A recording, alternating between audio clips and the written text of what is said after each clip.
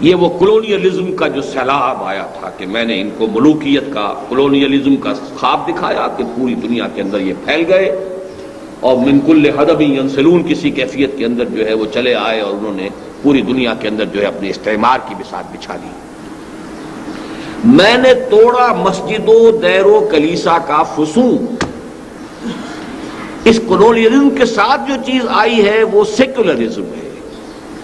کہ مذہب کا کوئی عمل دخل جو ہے وہ عبادت گاہوں سے باہر نہ ہو۔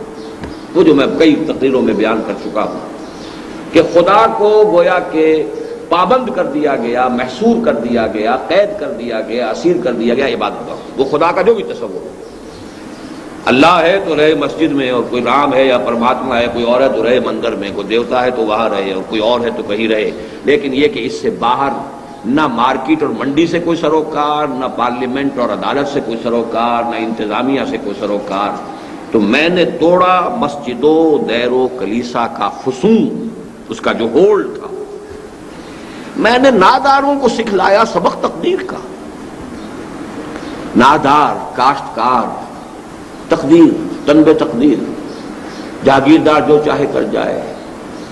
بچیوں کی عصمت بری کر جائے، بیویوں کو اٹھوا لے، جو چاہے کروا لے، جانور کھلوا لے، کیا کرے، تقدیر ہے، ہماری تقدیر یہ ہے۔ گویا کہ نرم چارہ بنا دیا نوع انسانی کو ظالموں کے لیے اس تقدیر کے غلط تصور سے۔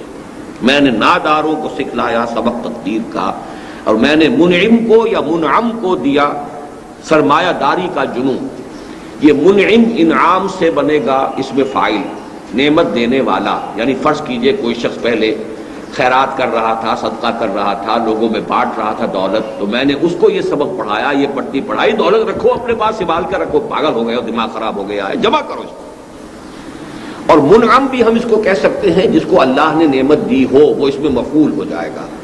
کہ میں نے، اللہ نے جس چیز کو بھی کوئی نعمتیں دی تھی، دولت دی تھی، تو میں نے اس کو سرمایہ داری کا جنون جو ہے میں نے اس کو اس کے اوپر مسلط کر دیا کہ اس کو سید کر رکھے۔ جمع فاوعى، جیسے کہ آیا ہے سورہ معارج میں، جمع فاوعى، اب اس نے جمع کیا اور بڑی حفاظت کے ساتھ رکھ لیا کہ یہ مال میرا ہے، اس کو ہوا نہ لگے۔ تو یہ 4 کارنامے ابلیس نے اپنے گنوائے، نوٹ کیجئے اس کو۔ ملوکیت، گویا کہ اقبال کے نزدیک ابلیسیت کے سب سے بڑے 4 مظاہر جو ہیں وہ یہ 4 ہیں۔ ملوکیت، نمبر 2 سیکولرزم، جدا ہو دی سیاست سے تو رہ جاتی ہے چنگیزی۔ نمبر 3 تقدیر کا غلط تصور، جو انسان کو عمل اور جد و جہد سے جو ہے عمل سے فارغ ہوا مسلمان بنا کے تقدیر کا بہانہ، یہ تیسری ابلیسیت ہے۔ اور چوتھی ابلیسیت سرمایہ داری ہے۔ اب اس پر وہ لافزنی کر رہا ہے، کون کر سکتا ہے اس کی آتش سوزاں کو سرد؟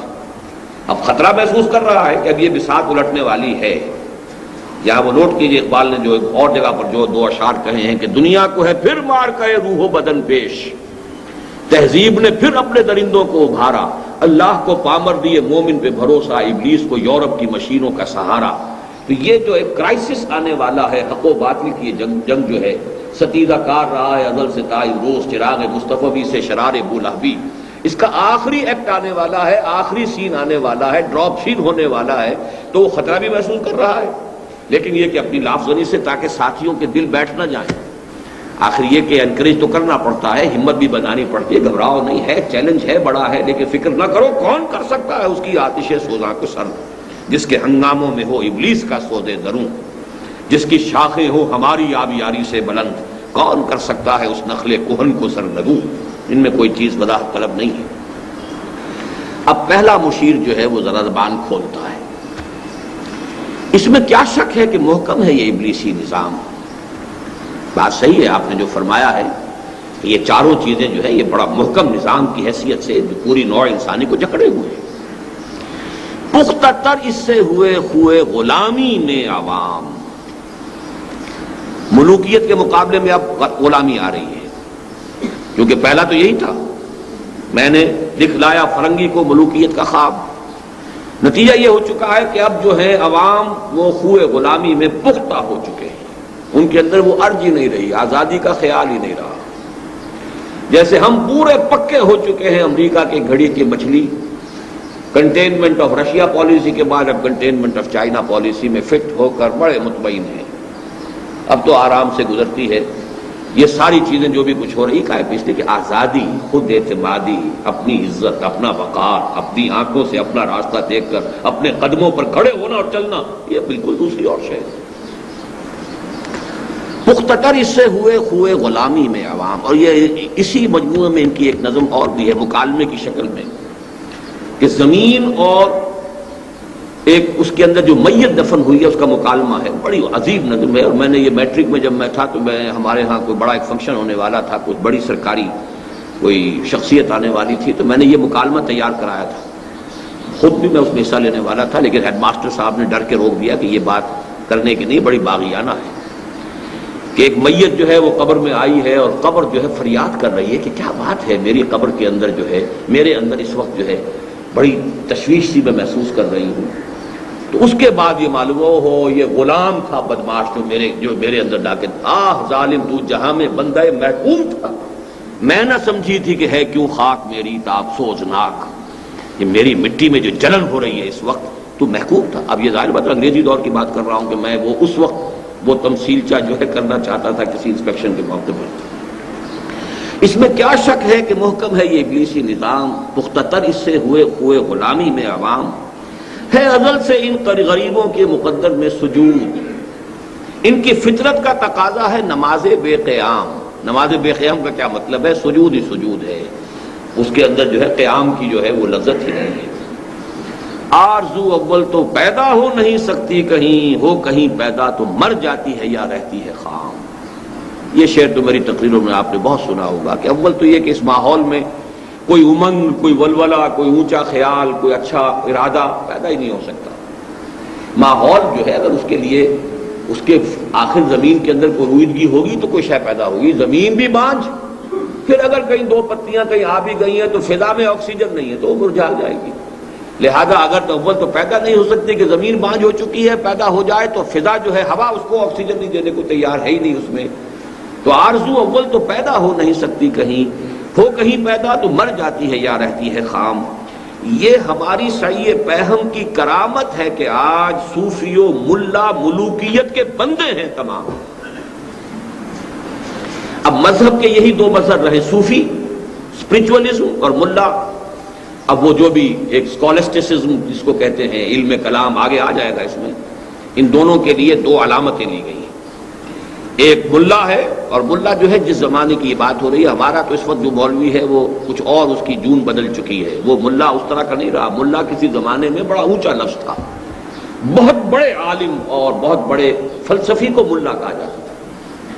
لیکن یہ کہ وہ ملا جو ہے ان کی زیادہ جو ہوتی تھی بات وہ علم کلام، منطق، فلسفہ، ان چیزوں کے اندر۔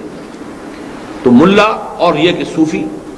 وہ بہرحال یہ کہ ان کے مختلف مشرب ہیں، تو اب یہ دونوں ہی ٹاپ کے منصب تھے گویا کہ مذہبی اعتبار سے۔ اسی لیے ایک اور جگہ کہا ہے، اٹھا میں مدرسہ و خانقاہ سے نمناٹ، میں تو دونوں دیکھ آیا، مدرسے بھی میں نے دیکھ لیے، خانقاہیں بھی دیکھ لی، کہیں پر تیرے محیط میں کہیں گوہر زندگی نہیں، دیکھ چکا میں موج موج، ڈھونڈ چکا صدف صدف، کہیں نہیں کچھ رہا۔ تو صوفی و ملا ملوکیت کے بندے ہیں تمام۔ تب مشرق کے لیے موضوع یہی افیون تھی، ورنہ قوالی سے کچھ کمتر نہیں علم الکلام۔ اب یہ بہت گہرا شعر ہے۔ قرآن، حدیث، سیرت، یہ تو آدمی کو عمل پر لے کر آتی، جہاد پر لے کر آتی۔ علم کلام اور وہ آپ بیٹھے ہوئے دھجیاں بکھیر رہے ہیں منطق کی، اور ہیئر سپلٹنگ ہو رہی ہے، اور عقل کے گھوڑے دوڑائے جا رہے ہیں، اور یہ سب کچھ ہو رہا ہے، تو اس کا اثر جو ہوتا ہے قواعد عملی سرد ہو جاتی ہے، دماغ چلتا ہے بالکل مشین کی طرح، کمپیوٹر کی طرح، عمل جو ہے وہ نہیں۔ اسی طرح قوالی ہے، جھوم جاؤ، جھومتے رہو۔ اب صوفیوں کے حلقے میں قوالی اور علماء کے حلقے میں علم کلام، یہ دو چیزیں گویا کہ دو حلقے جو ہو سکتے تھے مسلمانوں کے رہنما حلقے دینی اعتبار سے، ان دونوں کو گویا کہ ان دونوں سمبلز کے حوالے سے بیان کیا گیا کہ اگرچہ علم کلام کی تاثیر بھی وہی تھی کہ جو عمل سے انسان کو بیگانہ کر دے، لیکن قوالی جو ہے مشرق کے اعتبار سے یہ زیادہ مناسب تھی، کیونکہ یہاں پہ ہندوؤں کا معاملہ تھا، اور یہاں پر گانے کا، ناچ رنگ کا، ان کے کلچر کا حصہ تھا، تو ہم نے یہاں پہ علم کلام کی بجائے قوالی استعمال کروا دی ہے، تاکہ اب یہ اسی رنگ میں رہے اور سرور میں جو ہے وہ اپنے وہ جیسے کہ ایک اور جگہ پر کہا ہے